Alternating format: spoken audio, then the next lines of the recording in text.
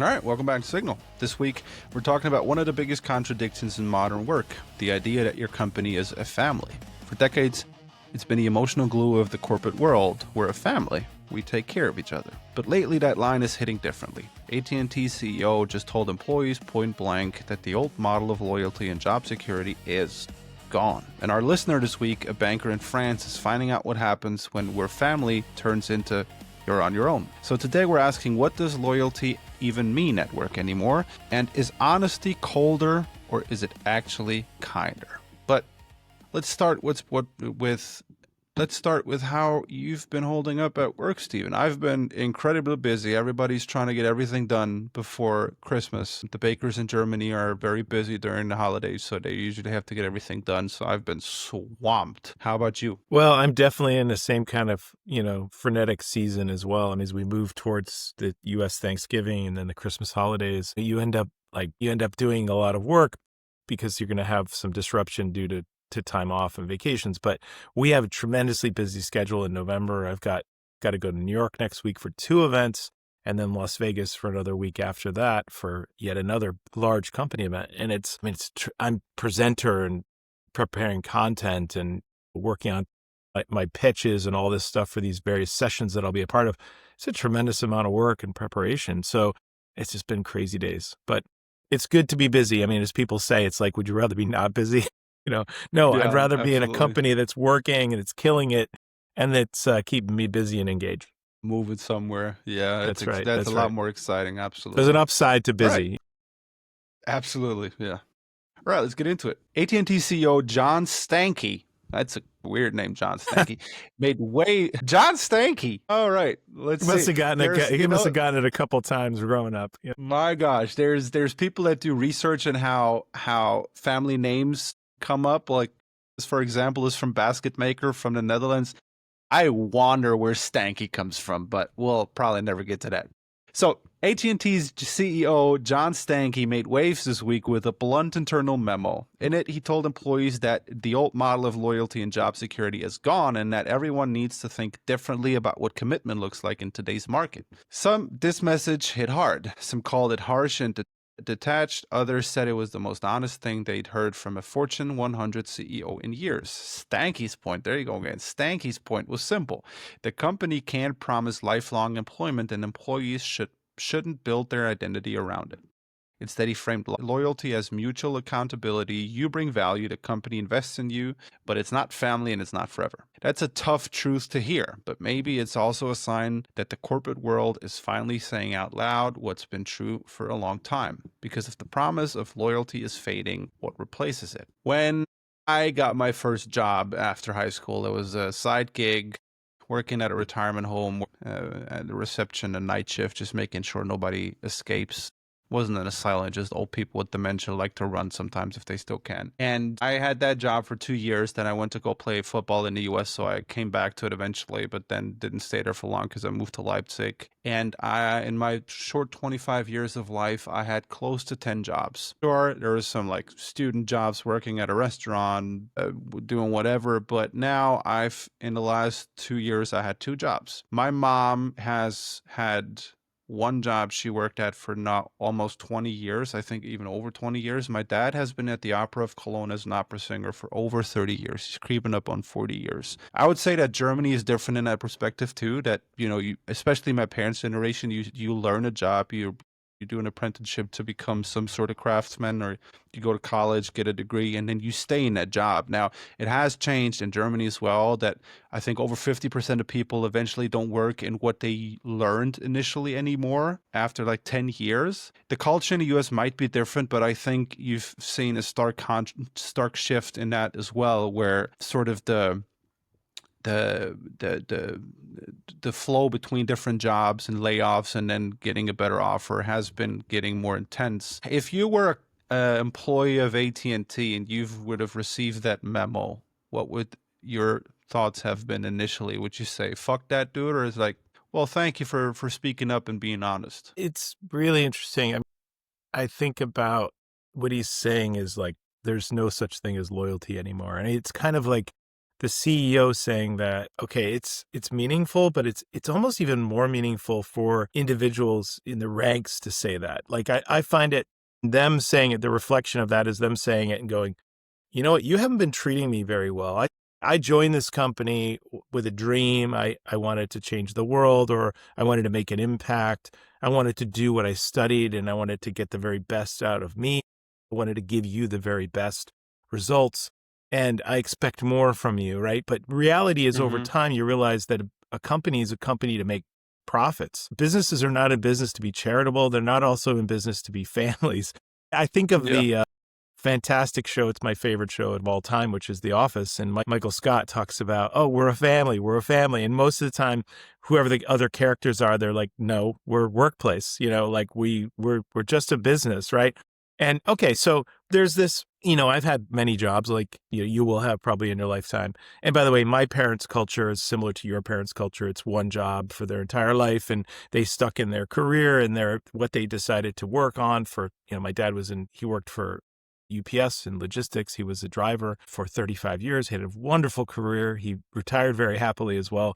But my point to you is like, that's a different generation. My generation, your generation is far more mobile from a workforce perspective. We're working in our careers. We're changing jobs. I work in tech. If you're over for like 3 to 5 years in a job in tech, you're kind of seen as dinosaur. You got to keep moving or you die. People look at you funky. Yeah, they do.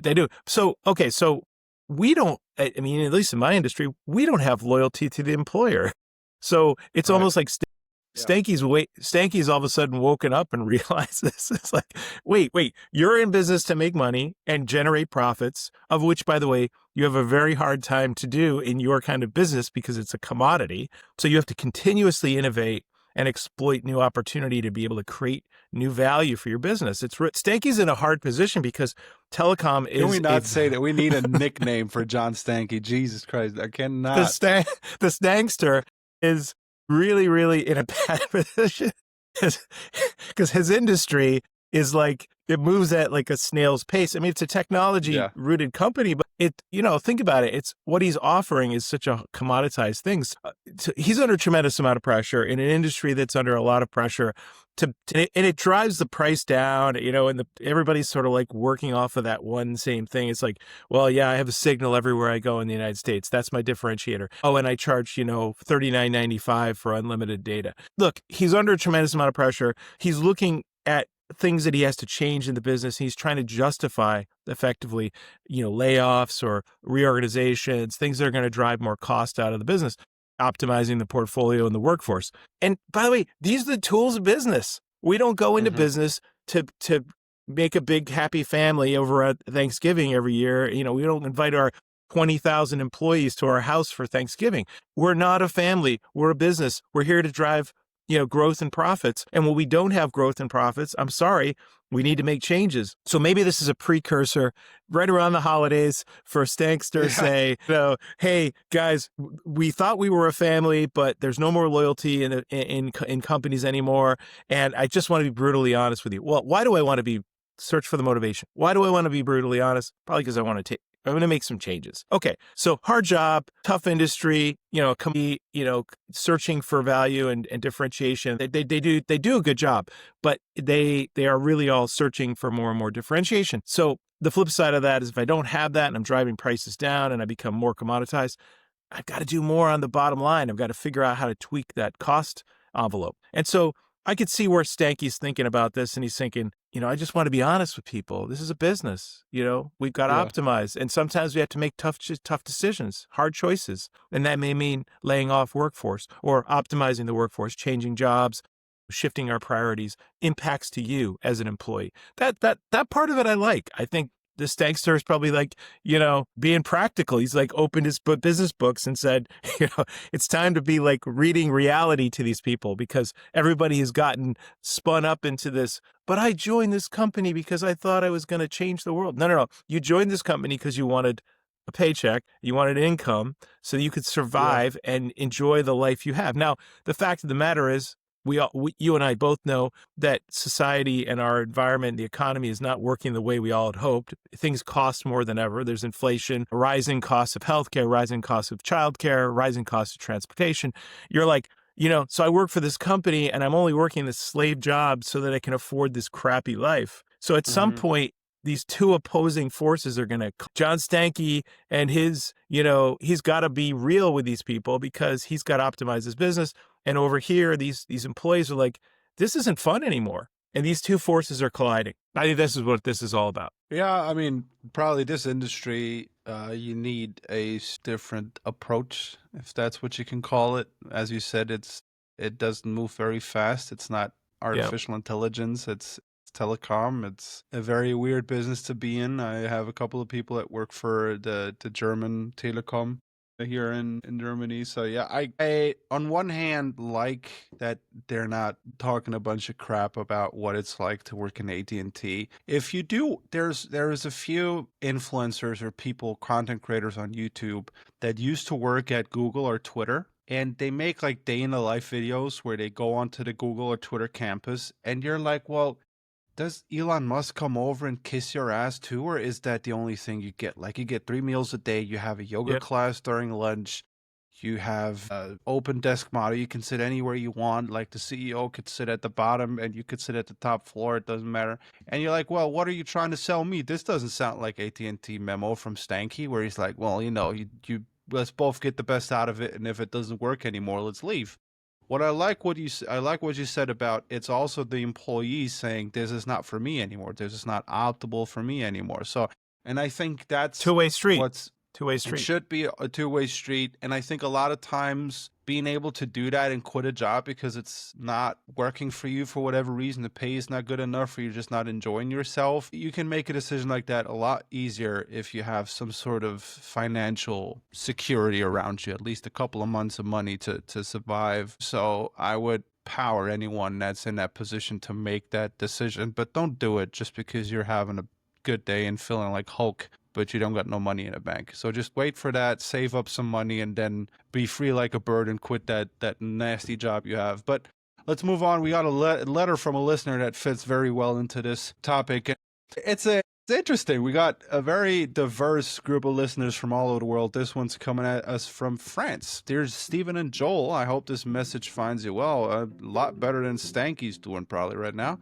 I'm writing to you anonymously because I need to share something that's been weighing heavily on my mind, and I'm not sure where else to turn to. I work for a bank here in France, and I find myself caught in contradiction that feels increasingly impossible to reconcile. Every day, the pressure to perform is immense. Deadlines loom constantly to get shift upwards, and the expectation is that we'll somehow do more with less. The pace is relentless, and the message is clear: deliver results or else. But there's where it gets complicated. At the same time, leadership loves to use the language of family. We're all in this together. We're family here. Your well-being matters to us, yada, yada, yada. They encourage us to go above and beyond, to sacrifice our evenings and weekends, to bring our whole selves to work. And part of me wants to believe it. Part of me wants to invest in myself fully in this place. Then I watch what happens during restructuring. Well, restructuring is a fuck you word for layoffs, but that's a different thing. When the numbers don't add up, our priorities shift, people are let go without a ceremony, colleagues who gave years of their lives, who believed in the family rhetoric, who missed their children's bedtimes and their partner's birthdays, they're discarded like sour milk past its expiration date. The family language evaporates overnight. I understand that business needs to be sustainable. I understand that difficult decisions sometimes have to be made. What I can't understand is the cognitive dissonance we're expected to maintain. How can they demand family-level loyalty while offering only transactional employment? How are we supposed to give everything when we know we're fundamentally disposable? The worst part is that I see this pattern everywhere, not just at my bank. It seems to be the standard playbook. Extract maximum commitment through emotional manipulation, then make cold calculations when it serves the bottom line. I'm left wondering is there a way to navigate this that doesn't leave me feeling either exploited or cynical? How do you maintain professional excellence and healthy boundaries when the culture actively pushes against both? I'd love to hear your thoughts and those of your listeners who might be wrestling with similar tensions. Thank you for creating space for these conversations. Anonymously yours, a banker in France. Thank you so much. I'm pretty sure that that person didn't write it themselves, but had it translated by ChatGPT, because I know French people cannot speak English that well, but that's a different story. Let me say this from my own experience. I work as a project manager at a small software company that's not quite a startup anymore, but still established pushing themselves and has some challenges with revenue and where it needs to meet to a certain point, yada yada. I have two very, very good, very, very cool bosses who are in their mid-30s. And when I got hired at the beginning of this year, the conversation was pretty clear. We set the record very straight, so there was no questions coming up. They knew I was a pro athlete. I was still going to college, and I might be for a few more years, but they also knew that they can get a lot of results out of me, and they needed me. So the deal is, as long as the results are matching to what they hired me for, then no worries. But they know that I'm not a 9-to-5 guy. They know that I'm going to have to go to the gym at 11 a.m. on a Tuesday or be in class at 3 p.m. on a Friday. But they also know that I get my job done. And once that object of me not doing my job well, then we have to have a conversation about how this comes up. But when I read that letter and they said some colleagues miss birthdays of their spouses and kids' bedtimes, I could fucking not do that. No way in the world I would miss my wife's birthday for a deadline. Jesus Christ.